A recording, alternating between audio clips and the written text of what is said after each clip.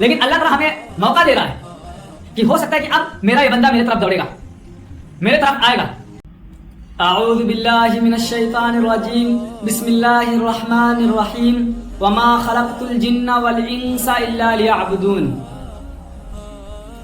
عزیز ساتھیو, یہ اچھے سے معلوم ہے کہ اگر کوئی شخص کوئی منصوبہ بناتا ہے, کوئی پلان بناتا ہے کہ ایک کمپنی کھولیں گے, اس میں بہت سے لوگوں کو رکھیں گے, جتنے لوگ رہیں گے سب میری بات مانیں گے, میں ان کا سینئر رہوں گا, میں اس کمپنی کا مالک رہوں گا, بہت خوشی ہوتی ہے کہ لوگ میرے اندر کام کریں گے.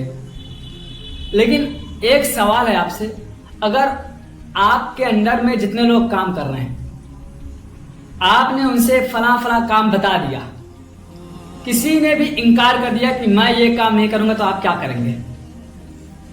کیا آپ پھر بھی اسے کمپنی میں رکھیں گے؟ کیا پھر بھی آپ اسے معاف کر دیں گے؟ کیا پھر بھی آپ خاموش رہیں گے؟ نہیں رہ سکتے. آپ ایک دن چھوڑیں گے, دوسرے دن چھوڑیں گے, تیسرے دن آپ اسے نوکری سے نکال دیں گے, اسے بھگا دیں گے.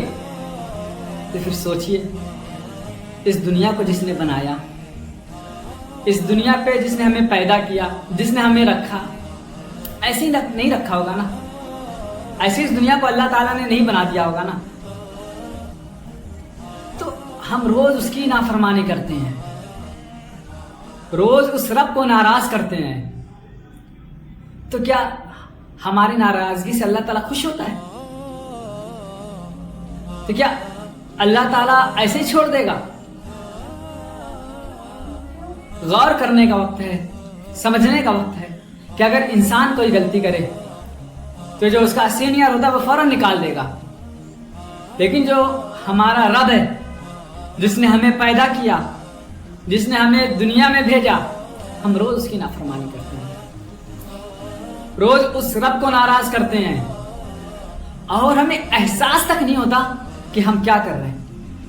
حالانکہ اللہ تعالیٰ نے صاف صاف قرآن میں فرما دیا, وَمَا خَلَقْتُ الْجِنَّ وَالْإِنسَ إِلَّا لِيَعْبُدُونَ, کہ ہم نے انسان اور جنات کو صرف اسی لیے پیدا کیا کہ وہ میری عبادت کریں. عبادت میں ہر کچھ آ رہا ہے. آپ راستے میں چل رہے ہیں تب بھی جو کام کر رہے ہیں وہ اللہ کے لیے کریں.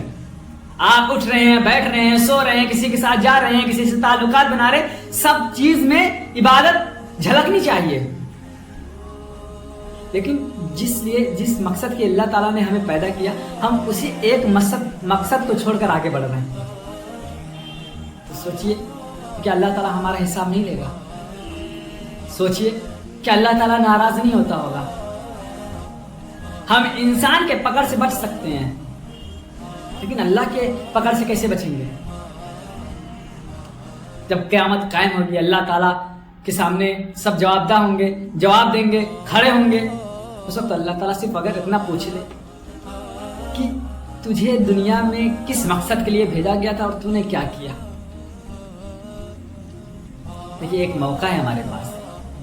ہمیں تو کمپنی سے فوراً نکال دیا جائے گا ہمارے کرتوتوں کی وجہ سے, لیکن اللہ تعالیٰ روز موقع دے رہا ہے. ہو سکتا ہے کہ ہم ایک وقت کی نماز چھوڑیں, اللہ تعالیٰ پر عذاب نازل کر دیں. ہم اللہ کو راضی کرنے کے بجائے دوسروں کو راضی کر رہے ہیں, اسی کی وجہ سے ہم ہمارے نیچے سے زمین کو اللہ تعالیٰ کھسکا دے, ہم زمین کے اندر چلے جائیں, آسمان کو گرا دے ہمارے اوپر. کچھ بھی کر سکتا ہے, لیکن اللہ تعالیٰ روز موقع دے رہا ہے. روز ہم اللہ تعالیٰ کے آزمائشوں کو دیکھ رہے ہیں, روز ہم اللہ تعالیٰ کے نشانیوں کو دیکھ رہے ہیں, لیکن ہمارا دل نہیں پگھلتا.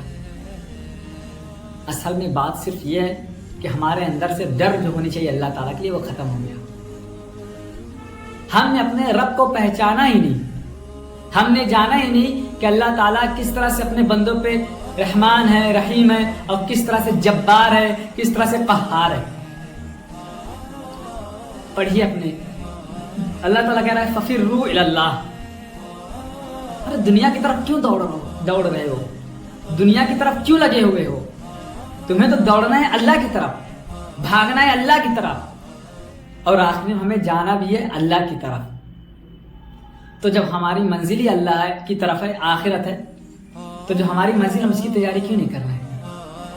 آپ اس بات کو اپنے سامنے رکھیے کہ اگر واقعی میں کسی کمپنی کا مالک ہوتا اور ہمارے سامنے کوئی میری نافرمانی کرتا، کسی کو کوئی کام دیا جاتا، وہ اس کام کو چھوڑ کر دوسرا کام کرتا، تو تکلیف ہوتی کہ نہیں؟ یقیناً تکلیف ہوتی، یقیناً ہم اس کے خلاف کارروائی کرنا شروع کر دیتے۔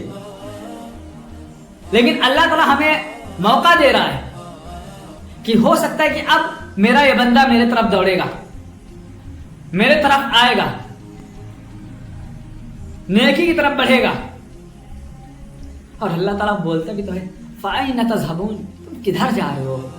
راستہ یہ ہے جنت کا، یہ کام کرو گے تو اس طریقے سے اللہ تعالیٰ خوش ہوتا ہے، تو تم کیوں اللہ کو ناراض کرنے کے چکر میں پڑے ہو؟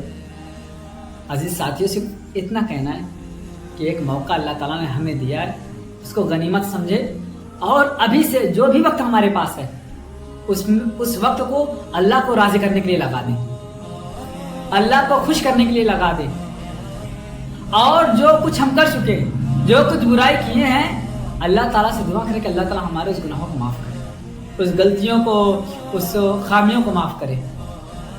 وقت ہے، دوڑیے اللہ کی طرف، توبہ کریے، استغفار کیجیے، تو انشاءاللہ ہمارا رب یقیناً معاف کرنے والا ضرور معاف کرے گا۔